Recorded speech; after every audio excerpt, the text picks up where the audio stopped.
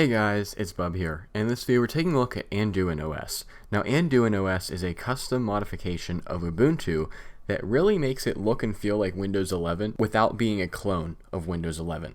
I know that might sound a little confusing, but a few weeks ago we took a look at Linux FX, and that was a clone of Windows 11. But this OS is a modification of Ubuntu that's designed to make the OS look familiar to Windows 11 users while not imitating Windows 11. I thought it was really interesting. I'm excited to take a look at it because we don't take a look at that many Linux distributions on this channel. So whenever I get a chance to, I definitely want to take a look at more Linux operating systems. So let's boot this up and let's see what we can get ourselves into. Alright, and here we are in the operating system. So what we'll do is we'll go ahead and double click on the install AnduinOS on the desktop here. And it is giving me a hard time launching that. It's actually giving me a hard time launching anything. Here's the installer. Doesn't look like there's too much customization from the default Ubuntu installer, but we'll just go ahead and continue through this. And of course we want to erase disk and install AnduinOS, and that should be it. So we'll go ahead and continue with that. We are in the New York time zone, and we'll go ahead and pick a name. So we'll just go ahead and name this Anduin, and password will be all lowercase hello. That's a very safe and secure password. And here we are. So AnduinOS is a Debian-based operating system that uses Ubuntu software repos designed to provide you with a better desktop experience. Let's go through this slideshow while we wait. We have our favorite apps. It's a good partner for developers. You can run Docker locally without any virtualization. Full open source. It is on GitHub. I did verify that. Privacy is in your hands, so it won't collect any of your user information. The users have their own privacy. Steam is on here. For advancements in projects like Steam, Wine, and Proton, this situation is changing. More and more games are receiving support on Linux. That's something I had no idea. The official documentation for Anduin covers a wide range of issues. Oh yeah, there is documentation. I was reading on that. So that's pretty cool. But let's get this installed and then we'll be back. Alright, and here we are on the desktop of AnduinOS. It looks very much like the Ubuntu login screen, rightfully so, because that's what it's based off of. So we'll go ahead and log in, and here we are in our desktop. Now the reason you saw that lag there was simply because this is running in a virtual environment with really no graphics drivers, so this OS shouldn't lag that bad in production. But here we are. Starting on the desktop, we have two icons. We have our home folder, which just opens up our file explorer. We'll take a look there in just a minute. Then we have our trash icon, which also takes us into the file explorer. Moving down to the taskbar, this is what really looks like Windows 11 and what I really think will help a lot of Windows users migrate to an operating system like this. Over on the right side, we have a show desktop button. We have our system time. We have volume and our networking settings that are all joined together just like they are in Windows 11. So that's very convenient for people that got used to that change. They can do the same thing here in the new version. Over to the left side, we have our software center, which I would assume is just the Ubuntu software center, but let's go ahead and take a look here. It does seem to be stuck here on refreshing data, but I trust that it's the Ubuntu software center.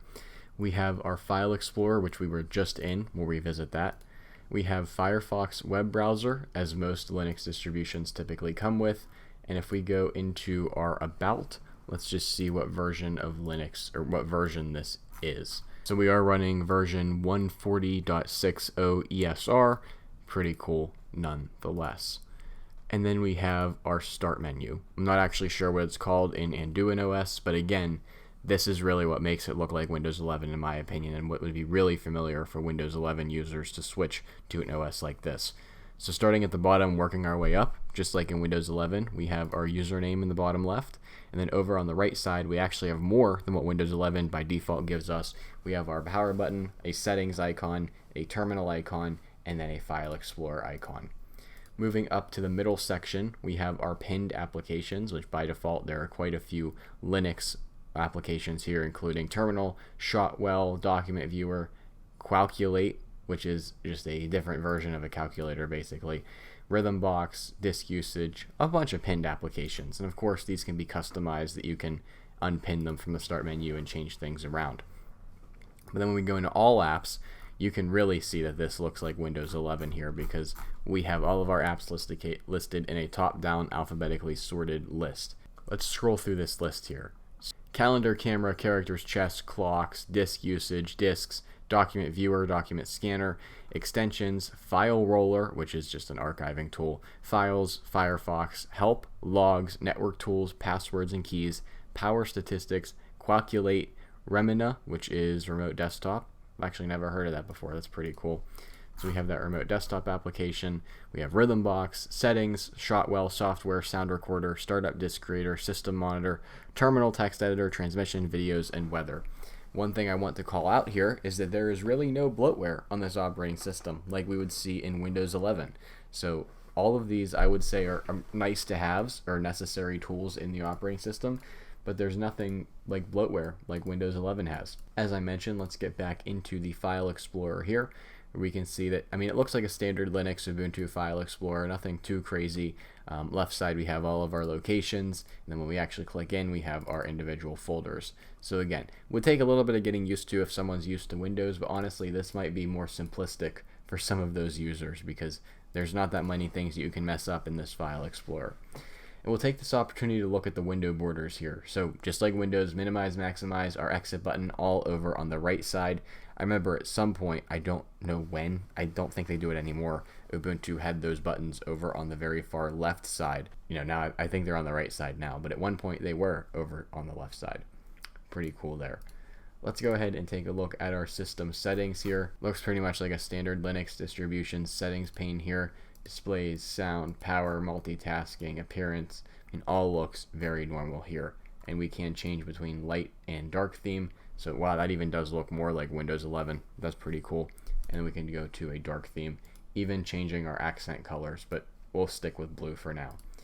I do also want to call out this wallpaper because this wallpaper is truly looks like Windows 11 at a glance. Obviously it's not. It's got the more sharper corners, but you can tell what they're trying to imitate. Lastly, let's go into our system monitor to get CPU and RAM utilization statistics.